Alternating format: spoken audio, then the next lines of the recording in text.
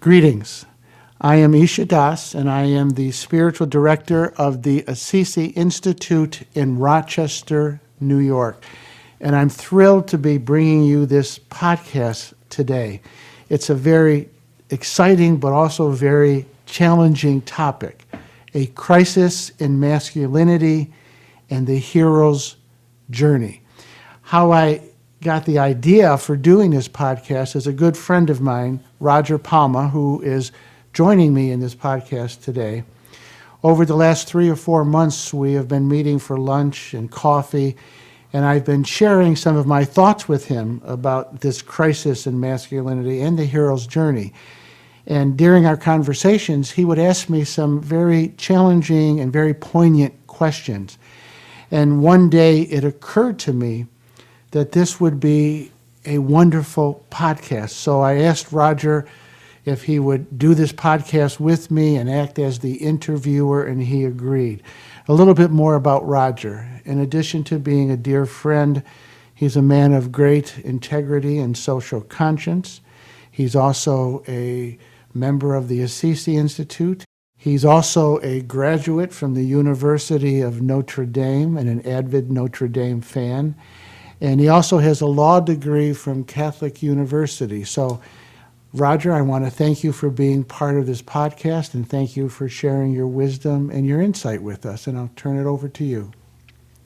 Thank you, Isha Das, and thank you for asking me to join you. It's truly an honor. I think for those who might not be familiar with the Assisi Institute, perhaps a little more introduction of Isha Das is necessary. He's an accomplished teacher, writer, lecturer, and psychotherapist. He has previously worked as a pastoral administrator in a local parish, and he has graduate degrees in religious studies from the University of Notre Dame and clinical psychology from the University of Duquesne. The titles of minister and official Kriya Yoga teacher have been conferred upon him within the lineage of Paramahansa Yogananda. His latest book is Open Wider the Door, The Integration of Kriya Yoga and Mystical Christianity. And on a personal note, he has just been a most valued mentor for me in my own quest and a very dear and cherished friend. So let's begin. One part of the theme of this podcast is the crisis in masculinity. As a topic in our culture, that's rather broadly defined. Could you possibly narrow the focus in terms of how and why that's meaningful to you? Yes. First of all, I think that there are a lot of levels, or a number of levels to this crisis. First of all, we know in a very generic way that men are not always behaving well, whether it is sexual abuse or harassment in the workplace. We're not always behaving well, and so there's a critique that is coming our way that at some level is well-deserved. That's one level. At another level, there's terms flying around like toxic masculinity and toxic patriarchy. So it almost seems like there is this denigration that's happening to masculinity in general and to the whole understanding of what it means to be a man. And once a concept like that, once masculinity or maleness is denigrated, then men have no ideal to live up to. It gets confusing, and I'm experiencing that in my role as a psychotherapist and as a spiritual director. Men are questioning, what does it mean to be a man? What does it mean to be a good man?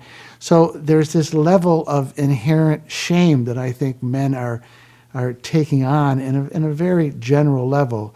That's, again, one level. At another level, there's a whole developmental issue for men that's a little bit different than it is for women. So, for example, when a child is born, male or female, they are literally just an extension of their mothers. They don't have a personality or an integrated sense of self. And then during the ages of 18 to 36 months, what we typically call the terrible twos, is what's happening is the child is beginning to differentiate from the mother and really beginning to develop a separate, distinct psychological self. Then something else happens, another level of differentiation happens at about 4 years that happens to men that doesn't happen to women. Specifically, a boy will begin to realize at around age 4 that he is a different gender than his mother. Now, women don't have to make that transition. They maintain this sort of archaic, essential sense of unity with their mother's gender, with their mother's femininity, typically speaking. But for boys, they then have to figure out, what does it mean to be a boy? What does it mean not only to be a separate psychological entity from my mother, but to be a separate gender from my mother? And so that's part of the problem too. And it really began in the Industrial Revolution when men left the farms and they went into the city to work and spent long hours away from home. The boys, in a sense, were left on their own to figure that out. There was a time, again, going back to prior to the Industrial Revolution, when a man might have had a farm more typically, and the son would work with him all day. And so he could be next to his father, he could learn values from his father, he could learn a skill from his father. In a sense, he would learn what it means to be a man. And again, with the Industrial Revolution, there was a split or a void that was created. And the other thing that I think is happening in our culture across all ethnic lines is there are more and more boys being raised in fatherless homes. Now, don't misunderstand me. There are many wonderful single-parent mothers who do wonderful jobs raising both their daughters and their sons. But again, studies have shown that boys who grow up in fatherless homes have a much higher incidence of crime and truancy and drug addiction. So this is why I say that there's a crisis in masculinity. Okay. Well, that covers quite a bit of ground, certainly within our culture. When you look around at other cultures, particularly some indigenous cultures, there's a process where boys become men, in a manner of speaking, and it's kind of broadly understood as a process of initiation. Could you talk a little bit about that, both in terms of some of those other cultures perhaps, but also what the implications are in our own, particularly without some form of more traditionally understood rite of passage? Yes, anthropologists tell us that virtually all the cultures in the world, particularly what we call the more primitive cultures, although I don't think they were primitive at all, maybe a better word is more traditional cultures, there were specific rites of initiation whereby when boys would be approaching or be in early adolescence, the men would take them and separate them from the tribe, from the clan, and take them through an initiation process where they would teach them, what does it mean to be a healthy man? What does it mean to be a healthy male? And then reintroduce them to the tribe as men who are willing to take on the responsibility of being loving, caring, serving men, serving the highest good, again, of the tribe or of the clan. And what's happened in modern times is that we don't have any formal initiation rites. Sometimes it may happen a little bit, if you have a coach on a team or some male mentor comes into your life, but we don't really have formal initiation rites. So we are raising generations of men who really haven't been initiated by men, haven't been taught how to be good, responsible, energetic, creative men. Well, broaden it a little bit, or perhaps just, if I can borrow a football metaphor, slightly move the goalposts. You've shared a book with me titled Adam's Return by the Franciscan priest Richard Rohr, whom you have described as one of your primary mentors. In this book, he writes at length about initiation, and he says there are 5 essential truths that men experience through initiation. So I think looking at this also in a broader, more spiritual context, if you will, I'm going to single out a couple of those truths that Richard has pointed out and ask why you personally think they might be important in this male rite of passage. One of them is, your life is not about you. The other is, you are not in control. So if you have any thoughts on those subjects, both as it relates to this and... Yes. Let me kind of, before I answer or direct my answers directly to what you just said, let me just start here. And it's a kind of a funny place. Many, many years ago, I saw a program on one of the science programs. I think it was Nova. And they were describing a problem in Africa where there was a herd of young bull elephants who were running wild. They were stampeding cars and trees and even people. And it was very unusual behavior. And they realized that there were no older bull elephants. They had been killed by poachers. So what they did was they brought in some older bull elephants. And lo and behold, the young bulls stopped acting out. They kind of came into line. Somehow the older bull elephants kept them in line, and if I can anthropomorphize it for a moment, taught them how to be good, respectable bull elephants.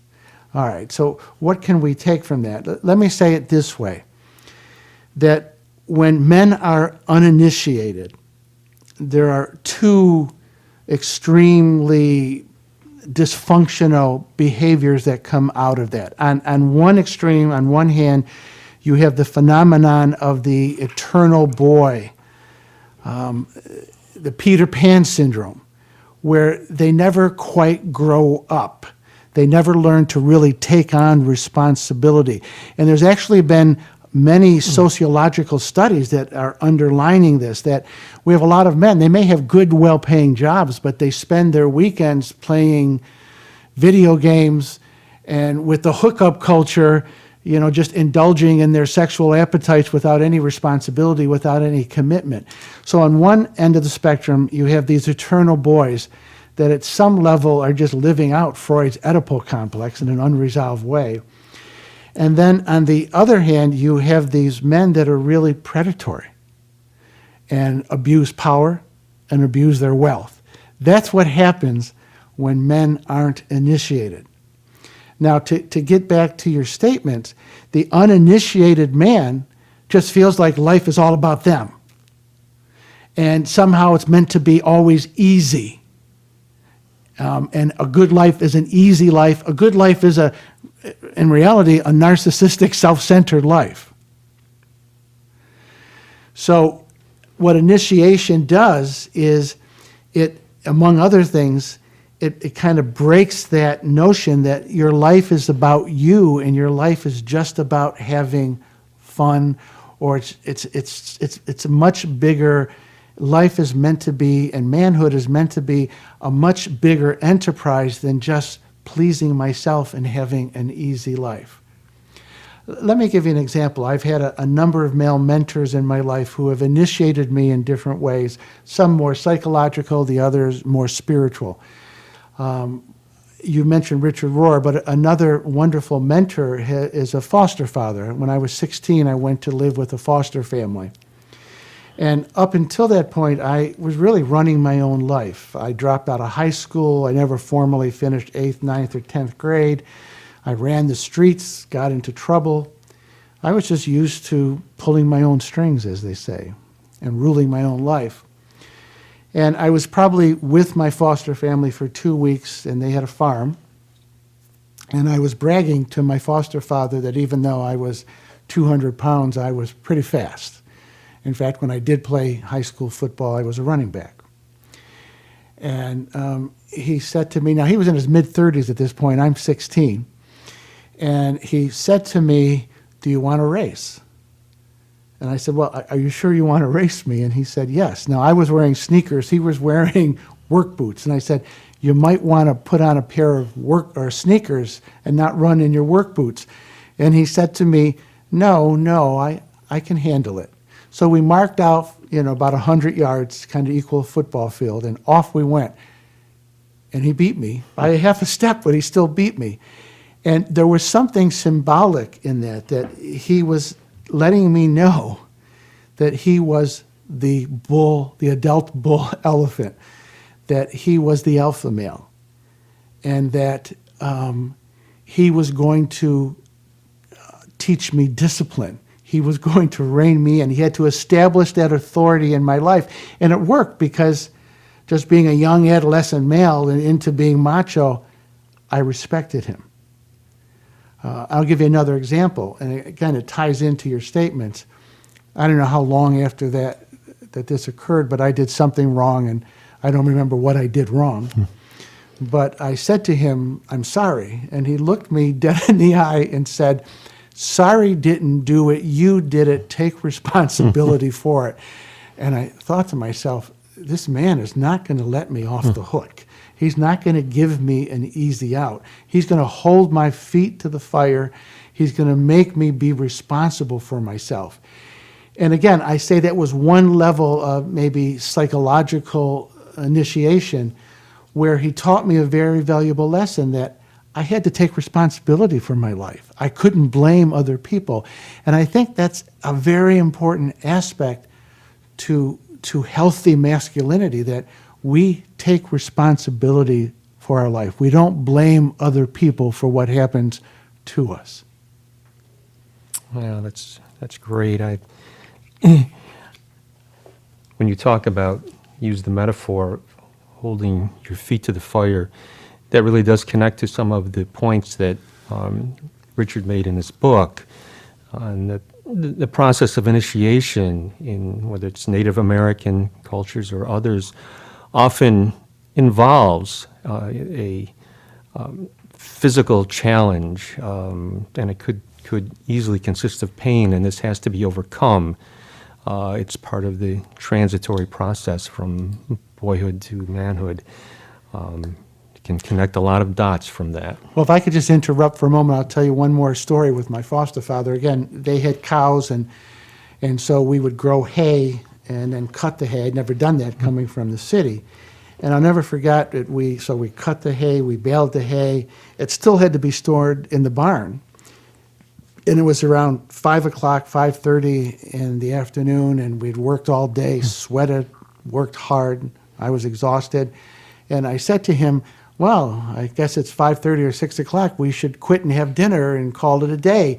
And again, he just looked at me dead in the eye and just said, no, we don't quit until the job is done. So we had dinner that night around 9:30 at night. One of the best meals I ever had in my life. I'm sure it was. Punctuating this topic of initiation and kind of connecting to back to what we had been talking about when the concept of one's life is not his or her own. In another part of the book, Richard has written that Jesus knew that he had to destabilize a person's false self before they could understand they had a true self. Now, what would that mean to you in terms of a man's journey? Well, it's a great question, and it's really getting to the heart of where I want to go in this whole discussion, because as I said, there's two levels of initiation. There's a psychological level, and then there's a spiritual level, and they're not absolutely separate, but I want to deal with them a little bit separately. And again, let me put it in the context of a story from my life, and it involves Richard Rohr. I was probably in my late 20s when I met him and got to spend a weekend with him. And I had read a lot of what Richard Rohr had to say. I'd heard him speak a number of times, and I knew that he would take on young men as his spiritual children. And so it was at the end of this weekend, and in fact, I was getting ready to take him to the airport, and I said, Richard, I have one more question for you. Can I be one of your spiritual children? And he looked me in the eye with great gentleness, and he said, of course. And he hugged me, and as he hugged me, he told me he loved me. And what flowered from that beginning, what blossomed from that beginning, was Richard really began a process of initiating me into my true self, my authentic self. And let me just put that in a context. We develop over time a personality. And a personality is not inherently bad or inherently evil or anything like that. But what the personality is, it's stories about ourselves, stories with emotional content that we internalize, and we form an image of ourselves around these stories, around these emotionally laden stories. And then we think that is who we are. And if I can use bad grammar just to make the point, we think that is who and what we is, that I am my personality. I am these thoughts I have about myself. I am these feelings I have about myself.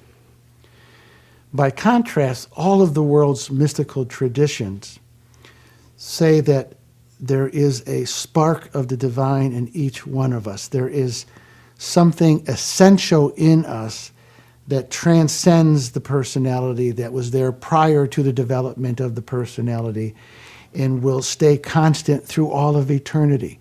In the Judeo-Christian context, it's said that we are created in God's image, the divine image.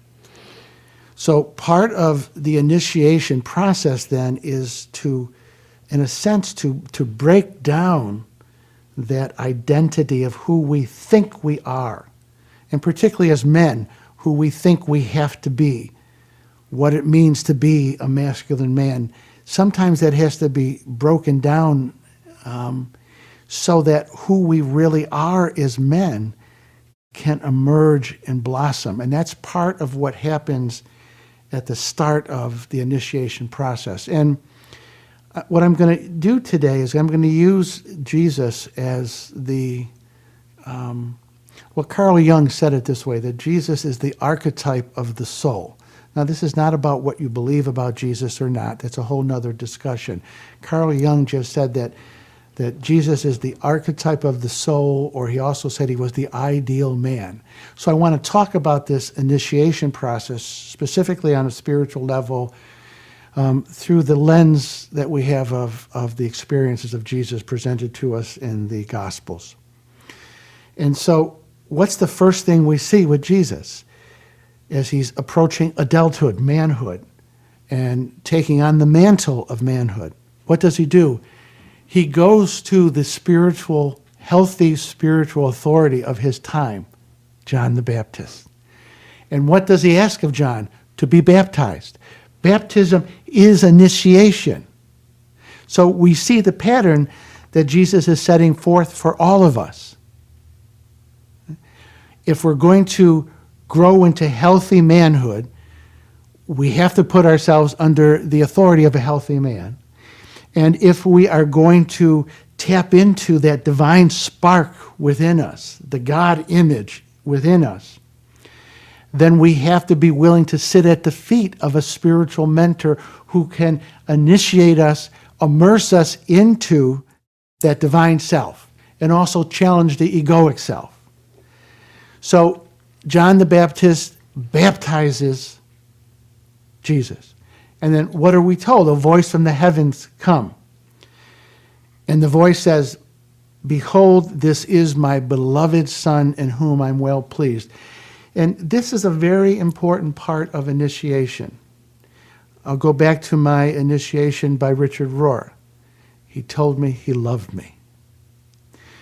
At the Assisi Institute, we integrate the teachings of Paramahansa Yogananda, a saint from the East, an avatar from the East, into mystical Christianity. And Yogananda tells the story when he met his guru, Sri Yukteswar. Sri Yukteswar said the same thing to him that Richard Rohr said to me. He said, "I offer you my unconditional love." So part of the initiation process is that we meet a mentor or a series of mentor, and we know that they have our best interest in mind.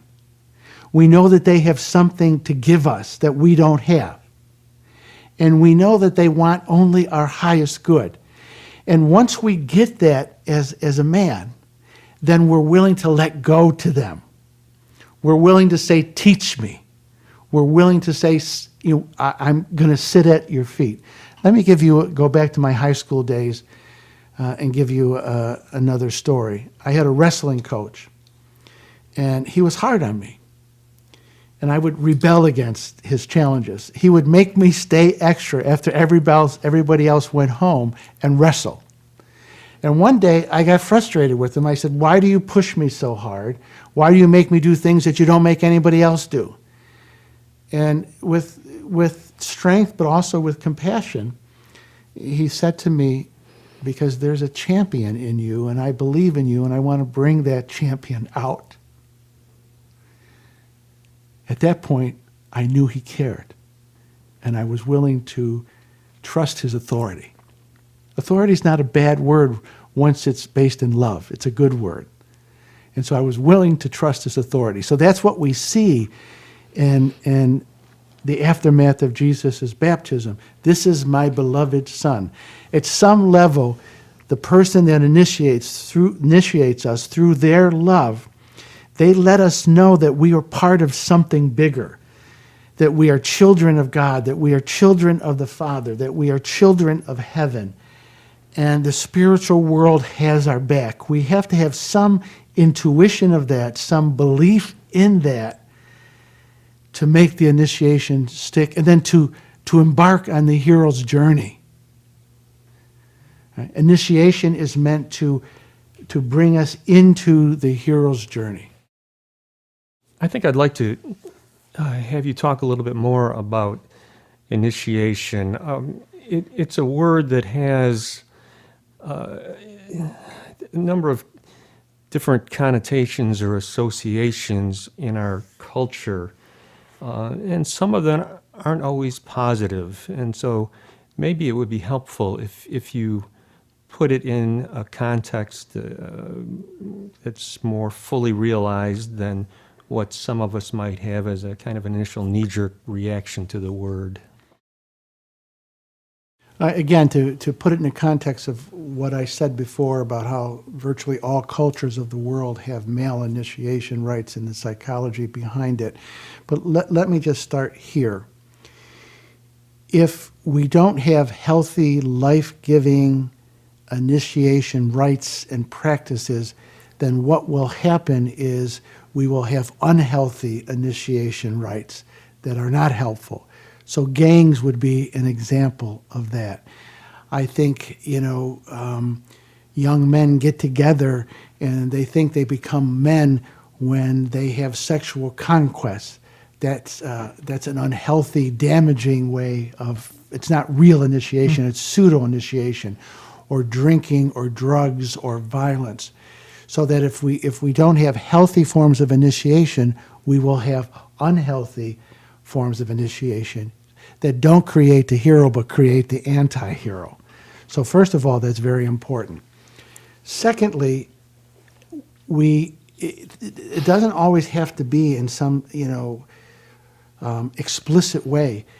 A uncle who has a relationship with a nephew who has no father, if that uncle is good and consistent and a presence in that young man's life, there will be a level of initiation. So just looking for opportunities, particularly once we've embraced the hero's journey and we have said yes and we are living for others, look for opportunities to mentor young men. It can be through coaching a sports team. Again, it could be informally a relative, a nephew. I know a man, a wonderful man, who teaches in the inner city, and he literally mentors his students through his classroom teaching. So once we embrace the hero's journey, it's looking for opportunities, subtle and not so subtle, to initiate young men. I know of a man who went through an initiation rite, and he went back to California, and at the Folsom Prison in California, he taught the prisoners centering prayer, a form of meditation, and the effect that that had on the prisoners and the life in the prison was positive in a very palpable way. So I think it's about looking for opportunities to mentor.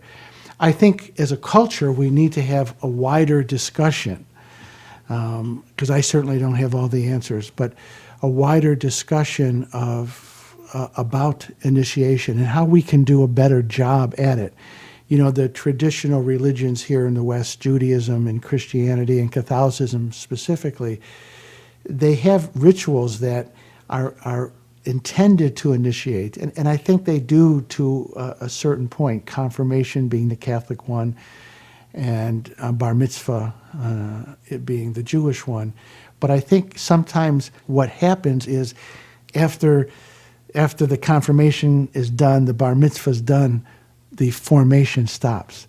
I think we have to find a way of engaging young men in an ongoing way so that what happens at bar mitzvah, what happens at confirmation can really take hold. The seed that was planted can really blossom.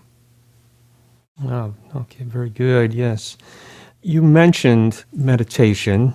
I'm wondering in the context of this hero's journey, what role that might play among the many hats you wear at the CC Institute. You do instruct, you have courses both online and a variety of other contexts, courses about meditation. Maybe you could talk a little bit about how you see the role of meditation in the hero's journey. Yeah, I would love to. Let me kind of start out at a generic level, and then I'll get specifically to meditation. If we're really going to stay with the hero's journey, and if the initiation is really going to ripen, then there has to be a spiritual practice and a spiritual path that we follow. And, you know, all of the world's religions have a what I call a mystical or contemplative path that is really about the transformation of the self. It's about going from the egoic personality to that divine image inside. And if we're going to really, again, if that hero's journey is really going to take form in our life, then we have to have a practice, and a practice of meditation specifically. And why I underline that from a spiritual perspective, there are many benefits to meditation. You know, it lowers your blood pressure, makes you more mindful, reduces stress, and all of that is good. But at the deepest level, meditation is meant to take us into the great silence, the great stillness, which is really the presence of the divine. And why that's so important for men is we easily get into our heads, and we think if we can analyze something, then we got it. And if we have the right philosophy and we have the right theology and we have the right dogma and we can state it, then we think we've got it. And where real transformation happens and where that transmission of grace happens, it's not in the head. It's in the heart, it's in the soul, and it's in the silence. So I think meditation is not something to add on to the hero's journey. It's an essential part of it, because we move beyond our thinkingness, we move beyond our ideology and all of our constructs that keep us safe and protected. And we go really through the silence, we go into the mystery of God. We go into the mystery of the divine, and it's in that mystery that transformation takes place. It's in that mystery that true strength comes and true creativity and the ability to live out the hero's journey. So again, meditation is not an add-on. It's an essential part of the journey. Well, that's quite a bit to digest, and very impressively woven together. I am, as always, taken aback by the breadth of your knowledge and your ability to weave tales of your own life into some very substantial topics. I guess we're at the point where we can bring this full circle. The title of this was The Crisis in Masculinity and the Hero's Journey. Unquestionably, you've highlighted elements of this crisis and also indicated some pathways out of it. But let's talk about exactly what you mean by this quest, and I think both in some practical, perhaps spiritual, and even, since you've quoted Jung, and I would be surprised if we threw Joseph Campbell in here, some mythological elements of why exactly it's heroic. Wow, you ask great and challenging questions. Let me go back to the Jesus pattern, because again, that's the map that I'm using. So Jesus hears this great affirmation: "You are my beloved Son, in whom I'm well pleased. Heaven has your back. You're part of the whole cosmic design and plan. The evolutionary forces are serving your evolution." But then, what is Jesus asked to do immediately after that? Now, the uninitiated man would say, let's go from glory to glory, let's go from power to power, let's go from triumph to triumph. No, what was Jesus asked to do? It is said that the Spirit of God drove him into the wilderness, where he fasted for 40 days and was tempted by Satan. Again, you don't necessarily have to accept that story as being literal history. It's giving us a map of initiation and the pathway into the hero's journey. So let me use a mythological story. It's King Arthur and the Knights of the Round Table, right? And they're sitting around, literally a round table, and they're asking each other, how do we get the Holy Grail? Now, what's the Holy Grail? Literally, it was believed to be the cup, the chalice that Jesus used at the Last Supper. And some mythological elements say they caught the blood as he was being crucified in the challenge, in the cup. And the belief was if they could find this Holy Grail, this holy chalice, and drink from it, they would discover this life, this eternal life within them. They would have access to this divine image within them. So it's interesting. They said, this is what we have to do. We have to go out into the forest and go into the darkest place of the forest. So what does that mean? If we are going to move from being Peter Pan and move away from the predatory male and really tap into this divine presence, this divine essence inside of us that propels us to be heroes in our culture, we have to be willing to go into our own dark forest. We have to be, as Carl Jung would say, we have to be willing to look into our own shadows. And we even have to have the courage to look at our propensity for malevolence. We all have it in us. And I think that's part of, Jesus faced 3 temptations. They weren't unique to him. They were the primordial temptations that all people have to face and all heroes have to undergo. You have to face, your weaknesses. You have to face your propensity, again, for malevolence so that you can transcend it. Somebody who has not faced their woundedness, I don't trust them. Growing up, and my biological father did the best that he could do, but he himself was a broken man and was never really initiated. And so I had these things I used to call them father wounds. And when he died, I was in my mid to late 30s. I actually did the eulogy at his funeral. And what I said was that I used to curse my father for my father wounds. But then I said, I don't curse him anymore for them, because those father wounds have become openings and portals into great levels of grace and divine energy. So it takes courage to agree to go on this hero's journey, because sooner or later we will be brought into the wilderness, and we will have to face our own shadows in order to have access to that chalice, to the Holy Grail, so to speak.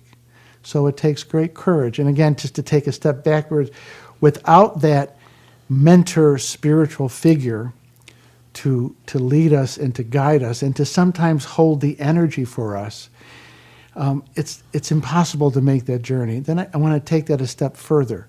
In some ways, I think women are far smarter than we men. And one of the things I watch from my wife and the women in my life, they gather together and they talk and they share their lives.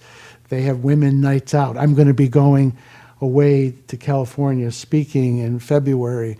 And the first thing my wife did was call her 2 daughters and her sisters, and they're going to do a overnight together, the women. We men in our modern culture tend to be too isolated, and this is where I'm going with the story, is that not only do we need the spiritual mentor or the guru in our life to kind of hold us together as we look into our shadows, but we need other good men to walk with us and to help contain us and to build a container for us so that we have the courage and the strength to look at our dark side and to know that there's a way through it. We need to belong to the club of men, and I don't mean that in any sort of business sense, but we need to have good men. We don't need a lot, but we just need to have a few good men with us who will walk with us into the forest, into the wilderness, so that we have the courage to face our darkness, so that we can access that chalice. Well, thank you. Certainly does bring it full circle, highlighting the challenges of the journey. As always, my time with you, whether sitting across the table or listening to you talk at a Kriya service, is both illuminating and inspirational. I'll turn it back to you if you have any other final words on the topic, because Well, 2 things. I'm going to have some final words, maybe multiple words on the topic, but I just want to respond to you personally and just say to you that you are part of my club of men, and our friendship really does bless me too. It goes really both ways, and I just want you to know that. I consider you a dear brother on this path. And whether it's this life or any future life, I would be honored to walk it with you, just so you know that. Yeah, let me take the hero's journey, though, a little bit farther, because it doesn't stop in the desert. It doesn't stop in the wilderness. See, what happens in the wilderness experience, and again, I'm going to go back to the story of Jesus. At the end of this, it says that the angels came and ministered unto Jesus. Now, there's lots of levels of interpretation. One level of interpretation is, again, Jesus experienced some kind of spiritual boon, that he accessed that Holy Grail. He accessed that divine image within him, that heaven literally opened its doors to him, not merely for his own gratification, so that he could re-enter society and be a force for good. Spirituality is never, ever about just me being enlightened. Spirituality is taking whatever enlightenment I have and bringing it to others and really breathing it into the culture, breathing it into the society, and breathing it into the people that we love and that we come into contact with. Let me just share a story from my counseling practice that captures this. A young couple came to me, a married couple recently, and they asked me a very relevant and poignant question. They asked me, they said, will we be happier with kids or without kids? And I said, well, it depends on what you mean by happy. If happy is a simpler life and you have more money for vacations and less sleepless nights, yes, if that's your definition of happy, you'll be happier not having kids. But if your definition of a good life is one that is rich in meaning, rich in purpose, then have kids. It'll be challenging. It'll be difficult. But your life will be richer, and you'll be bigger and better off for it. So let me bring that back to the hero's journey. What the hero realizes is that their lives are not about them, that their lives are serving a higher purpose. And that may sound, masochistic. It's not. We become what we love. We become what we serve. And so when we serve something bigger than us, we become bigger. I want to read a quote from my mentor, Richard Rohr, one of my favorite quotes. This is what saints know and we don't. This is why we don't really understand the saints. This is why masters cannot teach many people. This is why there are not many masters. Most people think that their lives are about them, and they aren't. What the hero realizes is that their lives are not about them, but something bigger. And I want to make this very, very practical, because you can interpret what I'm saying as that the goal of life is to, do something grand and heroic that is going to make the front page or it's going to make you a social media icon. I want to share another story about another man that has had a big impact on my life, and that's my father-in-law. His name is Sam Campanero, and he left his body approximately a year and a half ago. He lived this hero's journey in a very humble way. He was a first-generation Italian-American. His mother spoke Italian. And he had this sort of self-possession where nobody in his family had gone to college. He decided he was going to go to college. He decided he was going to be a photographer. Eventually, Kodak hired him as a photographer. And I was fortunate enough to live with Sam the last 10 years of my life. And what I saw in Sam was a man who lived for others. He had a very simple but a very deep and profound spirituality. He was a prayerful man. One of the greatest gifts of my life was the week before he died. He knew he was dying. A number of times he would ask me to pray the rosary with him. And I did that 2 or 3 nights, again, the week before his death. So he was a man of deep, simple, but deep spirituality, a fundamentally uncomplicated trust in God's providence. And he was a man for others. He served his children. He and his wife, my mother-in-law, had 3 deaf children, and they actually pioneered how deaf children were taught. When his kids were small, they would take them away from the home, and they would have to live in a residence, a residential school for deaf children. They fought against that, to have the children go to school, but to be able to come home with their families. To his dying breath, he was a man who lived for his family.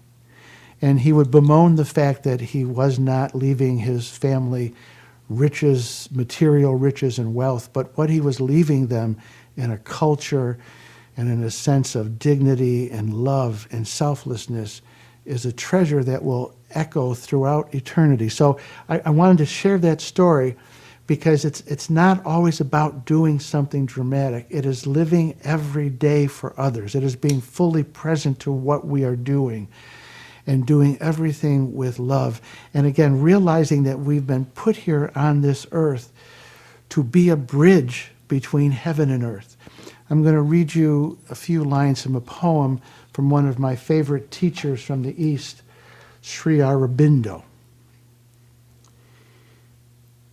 In the one task for which our lives were born, to raise the world to God in deathless light, to bring God down to the earth, to bring God down to the world on earth we came, to change the earthly life to life divine.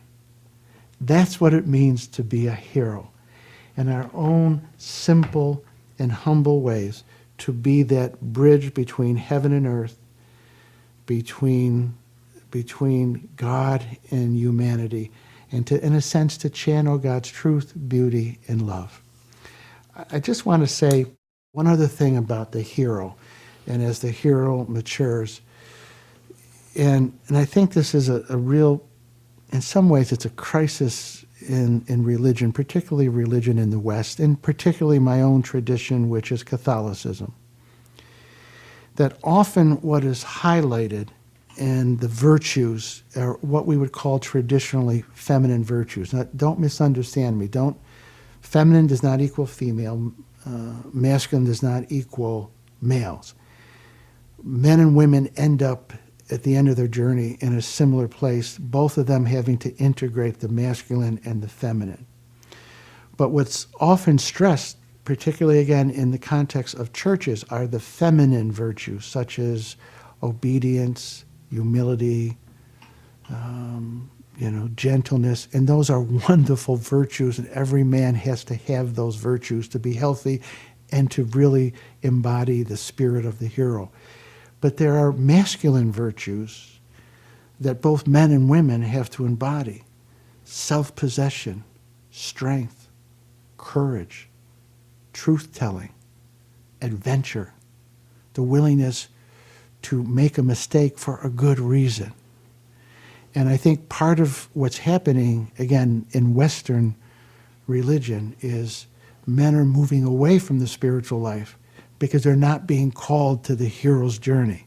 They're not being called into initiation. We have a crisis in our society more than ever. Particularly our young men have to be initiated by elder men. They have to be initiated into the spiritual life. They have to be told that there is greatness that resides in them because the image of God is in them.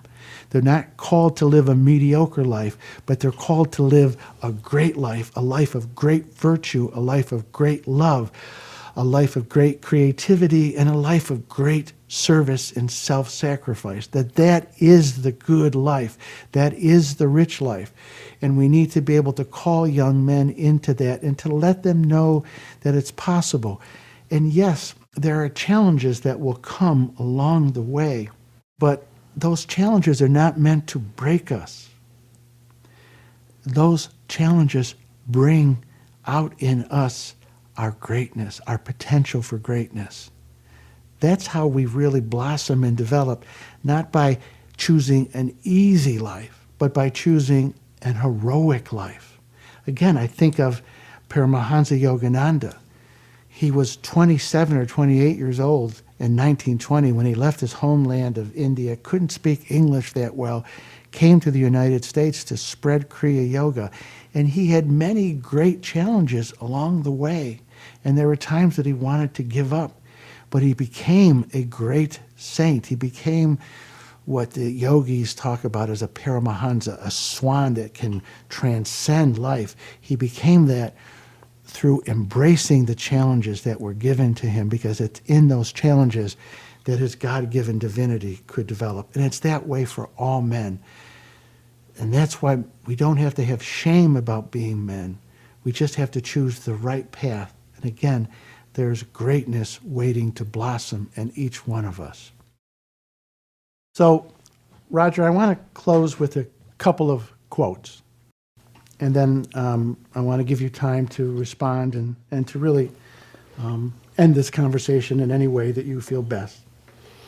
The first one is from one of my favorite spiritual writers, Valentin Tomberg. And this is from his book, Meditations on the Tarot.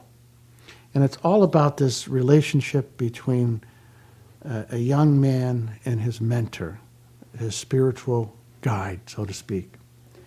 Quote, "Name for me a country or a time for which the youth, who are truly young, that is, living for the ideal, has not had its imagination haunted by the figure of a wise and good father, a spiritual father, a hermit who has passed through the narrow gate and who walks the hard way, someone whom one could trust without reserve and whom one could venerate and love without limit. Which young Russian man, for example, would not have undertaken a journey, no matter how long and of duration, in order to meet his starets, that is, a wise and good father, a spiritual father, a hermit? Which young Jewish man from Poland or Lithuania or White Russia, Ukraine or Romania would not have done as much to meet an Hasidic tzaddik, a wise and good father, a spiritual father, a hermit? Which young man in India would refuse to make every possible effort to find and meet a chela, a guru, a wise and good father, a spiritual father, a hermit?"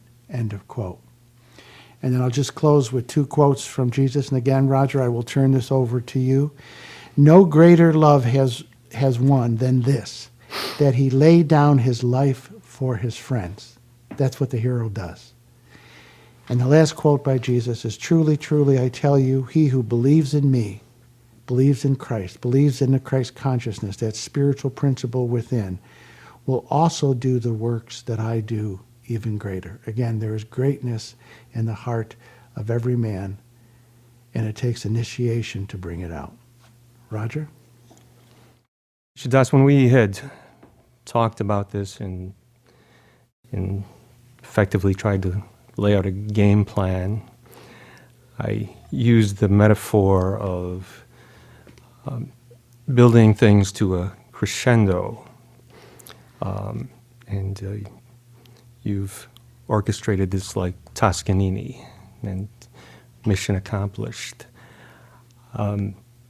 You're a repository of amazing wisdom, and those of us who are fortunate enough to have that shared with us on their behalf, on my behalf, I want to thank you. We are all fortunate and grateful. Well, thank you, Roger. And you know, I do a lot of public speaking, and one of the things I have come to realize that part of what makes anyone a good public speaker is that there's a synergy, there's an exchange of energy, and I certainly feel that from you. And so your energy, your goodness, your wisdom is part of what made this podcast what it is. So thank you. You're welcome. It was my pleasure. Namaste.